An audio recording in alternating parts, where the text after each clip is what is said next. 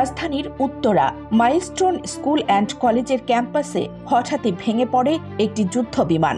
আতঙ্কিত শহরবাসী। এই বিমানটি ছিল একটি F-7 1 ইঞ্জিন বিশিষ্ট হালকা ওজনের যুদ্ধ বিমান।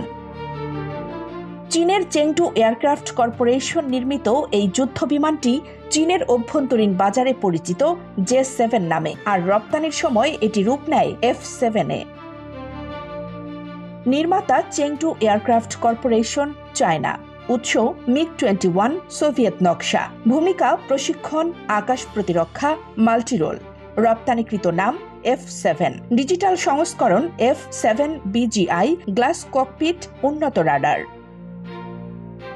1960 থেকে 1990 এর দশকে চীনের প্রধান ফাইটার ছিল এটি, আর বাংলাদেশ সহ বিশ্বের বিভিন্ন দেশে এটি রপ্তানি করা হয় কাস্টম সংস্করণে। কিন্তু নতুন প্রজন্মের যুদ্ধ বিমানের তুলনায় F-7 এর দুর্ঘটনার হার তুলনামূলক বেশি। পুরনো ডিজাইন, সীমিত অটোমেশন ও উন্নত ফ্লাইট কন্ট্রোল সিস্টেমের অভাবেই এর ঝুঁকি বলে মনে করেন বিশেষজ্ঞরা। 2008 টাঙ্গাইল স্কোয়াড্রন লিডার মোর্শেদ হাসান নিহত। 2015 বঙ্গোপসাগরে বিধ্বস্ত, পাইলট তাহমিদ নিখোঁজ। 2018 মধুপুর, পাইলট আরিফ আহমেদ নিহত। 2015 ও 2020 পাকিস্তানে 3 পাইলট নিহত। 2022 ইরানে 2 পাইলট নিহত।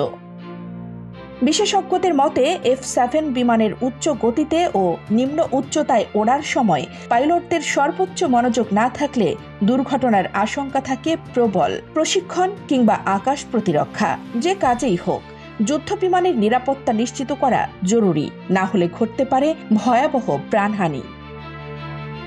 কানিজ ফাতেমা, নিপা, খবর সংযোগ।